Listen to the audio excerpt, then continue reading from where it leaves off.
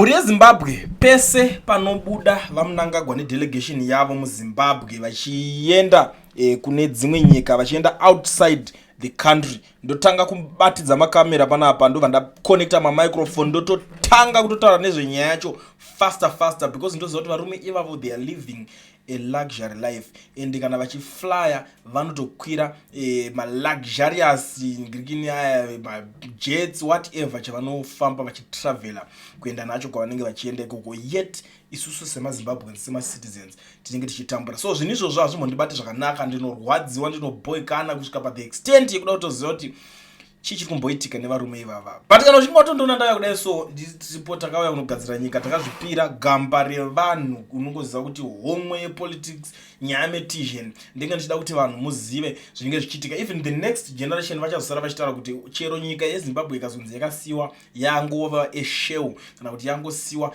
yangova demhe yakamorwa nanani, chichaitika. Unoziva kuti ayo gore raakatonga kwanga kune vanhuwo vainzi anakulied vaitaura zvakadai, so that next generation inofana kuva ichi-inspire. I know a lot of people vanogara vachindibvunza imi munozowanei pakugara muchiita zvamuri kuita izvozvo. Chatinokwanisa kuwana ndechekuti pamwe pacho vanopedzera vakunyara kuti zvafanira zvikuramba zvichingotaura like apa recently ndaona imwe nyaya yanga ichitaurwa necheche chinonzi ziyambi chimudhara chakasakara kudhara chaiche chitaura kuti vanhu vese vanotaura zvemasocial media kana uri group admin ukangosendwa zvimamessages zvisina basa, zvimamessages zvokutanga zvisiri bomu mugiri mako, tichava tichisunga group admin. Intimidation iri kugadzirwa and they are trying to intimidate people on social media, but we don't care. I don't care. Chero zvazvatoita. Even if you are in Zimbabwe, if you are watching me in Zimbabwe, pfeka ma earphones apana yakanyanya, apana ponombonzo wakusungirwa kuterera client kana kuti wakudzingirwa basa kunzi waterera client. So kana uchingatosvika panapa iwewe uchiziva kuti unodedzera kuti pasi nezvigananda kana kuti netimu rese raMnangagwa racho iroro. Tanga nekulike this video right now kuitira kuti vese vaboikane. Inini ndiripo pakuda kugadzira zvinhu kana kuti kuvhurana brain nevanhu nekuti pari kuitika zvese izvozvo tine disadvantages, tine zvinhu zvatinosara tichifesa munyika. Nzara iri kusara ichirova iwo chero ukaita nharo kuti koko mai vako ukatofondera zvivanhu zvokuzwa kuti ndine nzara, zvinhu zvinotombonangana kumira mushe. Tinotone vamwe vapfana kuti vanomboya chitrai kuti tunharunharo tisina kana direction panapa, toti aiwa nyaya idzi zvikudai it's okay, basi ipapo isusu hatikwanise kunge tichiteerera zvinhu zvakadaro zvinenge zvisina nebasa rese zvinenge zvichiitika. Nhasi Mnangagwa and his team vabuda muZimbabwe again. Kwaendwa hatisi kuziva kuti zvafambirwa zvacho zvine musoro kana kuti zvine chi. So nyaya idzi ndoda kungodzibatanidza nenyimwe nyaya yevana vake, because kune mamwe marobhers akabatwa vakatanga kuti zvone isusu tatumwa naShoni Mnangagwa. So I want to deal pane nyaya yake yekwaaenda kuYokohama. Kana makambonzwa nzvimbo inonzi Yokohama iri kuJapan, pane iri kuitwa ikoko inonzi 9th Tokyo International Conference on African Development. I don't know kuti why ichizonoitwa anything chivana kunodiscussa nyaya dzekuAfrica vari outside. I don't know. Zvakaboitika imwe yaiitwa kuChina vainodiscussa nyaya dzekuAfrica vari kuChina, instead yekuti president wekuChina ngapangotsvaga neutral venue vouya vodiscussira nyaya dzekuAfrica kuAfrica, kwete kuti muri munyika kwenyu modiscussa nyaya dzekuAfrica. Those are the things zvimwe zvatogara tichitaura, because kana vakaungadha vari muno muAfrica zviri easy, maresources anochipa, zvimapresidents zvavo zvikafly kubva outside ngazvive zvichibhuka mahotels enyika a certain country in Africa towirirana kuti one day kutoya poitwa imwe meeting ichiitwa muZimbabwe, imwe yoitwa kune different countries zvichienda zvakadaro, kwete kuti munoita kudedzwa kunzi uyai tidiscusse nyaya dzekunyika kwenyu tiri kunoko, kuita kuti muri kutoenda kunofungirwa. Iye munhu ari kuda kunyanya kudiscussa chii chaanodiscussa ari ikoko, yeti ikoko chavari kungokwanisa kungotipa maexjapo ngavatipe factories manufacturing. They have to come and manufacture their cars here in Africa kana vachinge vari kuda kuti vatwa zvine musoro, noti kuti tirambe chingoti chavari kutipa maexjap chavari kuti x havachatochide kunyika kwavo, vari kuchitora izvozvo, vari kutotora nyika dzedu kuita mabhini. Those are the issues dzekuti dzinofanira kugarwa pasi dzichitaurwa, but no one is willing kuvananga kuvaudza chokwadi kuti mukutotitambisira even maresources kana muchitotida kunyika dzenyu ikoko kuti muye muchidiscuss anything about Africa.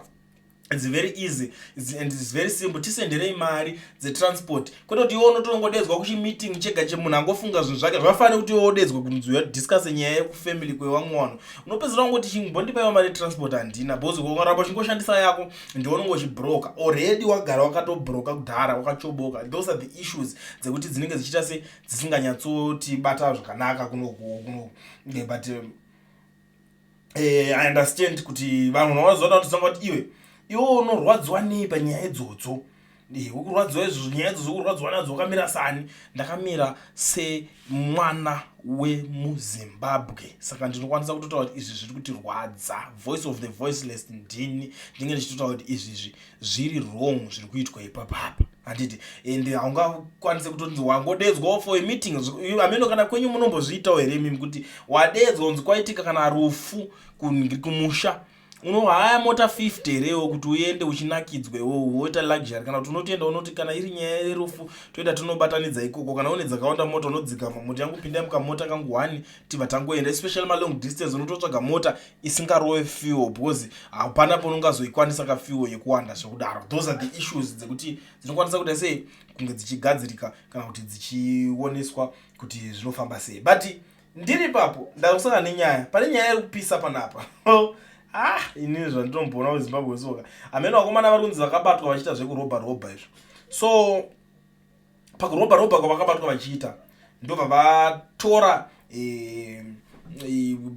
pakutora mastatement vakati boss wedu ndishoni Mnangagwa. And I was shocked how come kuti mimi munoti boss wedu ndishoni Mnangagwa, how come kuti shoni ndiye anozonzi aita boss. And a lot of people were saying ko imishoni wacho muri kumuchenesa here mukumurambira pakuti kudii kana kuti muri kuita sei. You know those guys vaitozvita ma state security agents kana pavanga vabatwa vachiita zvinhu izvo zvaita vakatanga kuti ayo uyu ndiye murungu wedu. Saka nyaya yavo ine mamirira yaita ine payave iko zvinezvi. And I understand kuti imimi wose vanhu vane patience munokwanisa kunzwisisa. Regai ndimbotiraya kukuonesai in detail because ndamboda kutiraya kuda kungoisamariza zvemusoro wangu pandaona kuti munoona kusainzwisisa zvakanaka. Saka zvimwe zvacho zvinongodawo first hand information direct mongonzwa kuti nyaya yavo yacho yave papi ende zvii zviri kumbonyatsotaurwa ikoko. So panapa kunzi the trial of 3 men accused of masquerading as state security operatives while name dropping President Mnangagwa's son to extort a mining firm has continued after a Bulawayo magistrate struck off one of the 7 charges they were facing. Munyaradzi Charakupa 48 of Burnside in Bulawayo, Tawanda Mangi 32 of Helensville in Harare and Victor Jaja 49 of Tobuk Road in Harare are jointly charged with fraud, extortion, attempted extortion and impersonating public officials. The court acquitted the trio on count 4 in which Jaja allegedly claimed to have killed 4 people to intimidate complainant Dumisani Dube, a lawyer, citing lack of evidence. Prosecutors say the gang posed as officers from the President's Department, the Police Protection Unit and military intelligence, threatening to cancel mining license belongs to Dube's clients unless he paid them. They allegedly extorted more than 55,000 between February and August 2024. The accused are said to have reportedly invoked the name of Sean Mnangagwa, claiming they were acting on his behalf. Dube told investigators he traveled to Harare to meet Sean, who denied any knowledge of the gang and advised him to file a police report. Among the charges, the 3 allegedly forced Dube to hand over 40,000 on July 23 last year after producing a forged power attorney reporting to make them directors of Fools Investment Private Limited. On another occasion, they allegedly demanded 5,800 for accommodation and car servicing, while on special department in August, they are said to have posed as police officers to gain entry into Fools mine, where they attempted to assess gold deposits. This is the issue, and ndo payasvika iko zvinezvi vakomana vacho unozati kana ungosvika wangoshinga munhu. But inini zvangu ndinongoti zvivinji zvavo zviri kuhodwa kupi? Do you still remember kuti makore adarika pana umwe akambobuda akati ndatumwa naMugabe, kana Mugabe wacho ari kuzviramba ngawo mukoti muno ataure nyaya yake arambirane nini, munhu akasvika pakuriliswa. What more these guys watakuti aiwa tisatumwa naShawn, cause inini chandinokwanisa kungotaura ndechekudai so panapa ngavatore masim card vakomana votsvaga connection kuti shamwari I want you guys to explain kuti muri kunanga kuti it's Shawn Mnangagwa ndiye boss wenyu, boss wake nemi uri kusangana papi muukama hwenyu hwacho munofanira kubudisa proof kuti uyu ndiye boss wedu, because makoza totaura naye aya normally boss pagang race apashaka one angachipuwa maorders ndiye anofanira kutsvaga alright iwo uyu ndiye atora maorders kuna Shawn anopuwa obva vachitaura futi tinosangana pakati nyaya yekunyeba yese kana ichokwadi zvinongooneka zvingogari zvingoramba zvingonzi pari kunyeba because mwana munhu iye hanzi mwana wapresident saka anogona kungosiyiwa akadaro kana anogona kunikira because iye pakaramba kuti hazi anowanhiwa akabva atonzi nemupurisa wacho saka vhura ka police report utovhura ndingi kuti vari kutamba nezira. Handisi kuti zvangu ndoda kumuchenesa kana kuti ndoda kumuroverera pamuchinjikwa because iye hake zvakawanda naye hatina nyanyorina basa naye because iye haasiri munhu anenge achitonga nyika, ari kuuraya vanhu nenzara yandozvona, ari kuuraya vanhu neurombe neurovha ndibaba vake kwete iye. But those are the issues dzekuti dzinenge dzichitenderera dzichiitika, saka isu totangouya tongoti kwapa iyi nyaya mainzwa here zvakanaka kuitira kuti imi pamunozoda kudidididi munenge matonzwawo makutotaurawo rimwe side renyaya iyoyo kuti aiwa mukomana uyu anogona kunge arimo munyaya yacho zvechokwadi kana kuti hamo. Asi imimo ndozvandiri kutaura kuti kana mawirirana nazvo mabvumirana kuti mukomana arimo munyaya yacho toonesana tobva tauya totaura nezvayo right. Ndisati napedza nguva yenyu pane nyaya imwe yanga iri kutenderera yaMudhara Joseph Mutangadura, iyo yanetsa munhu wese, vanhu varwadziwa, nyika yese yakarwadziwa kuti Mutangadura akaurayiwa just like that. After zvese zvaitika vanhu vacho mbavha dzokunzi dzakangozongokwanisa kubva pari dzaba kafoni kambudzi kasina kana nebasa rese kari kunzi kafoni kacho ke$10 chete ndo chinhu chavari kunzi vakakwanisa kutora vakatiza nacho kuna Mutangadura.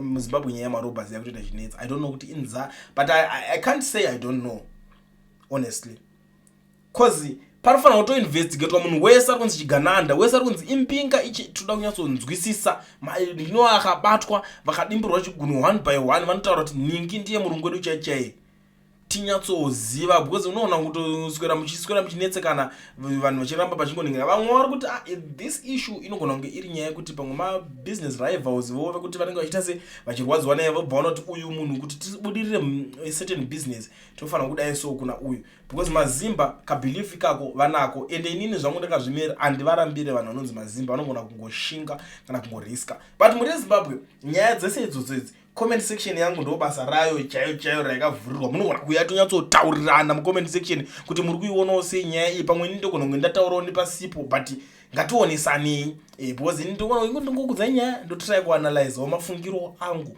nemaonero angu panyaya yese ndinenge ndanzwa. So ngatisangane mucomment section mundidzo zvamuri kufunga. But before I disappear, ndoda kungozivisa vanhu vese vagari vemuSouth Africa, especially mimi Mazimba, kana uchinge uri muSouth Africa uda register company obva wavhurirwa FNB business account usina work permit kana study permit, zvinhu izvo zvaizi bata ONO education research anokwanisa kuregistera company okuvhurira FNB business account usina work permit kana study permit. Chinongodiwa chete ipapo valid passport yako yaunayo iyoyo yaunopota chiwedzera mazuva yaunotenga nayo zvinhu munana Pep Store inoshanda. Usasavhairirwa na bank account nomwe munhu unless kana wakatopusawo zvako, ende usasavhairirwa tiri kuita mari pamuzanzi tiri kudidi, chimboregistawo kacompany kako umbotraya zvinhu izvi zviedzwa umbonokandawo mapapers, unogona kujumawo zvima subcontracts izvi. Kana wakarongeka une company registered unenge une bank business account rako rekuti mari kana chero uchiita basa rekucheka muti mari ikangopinda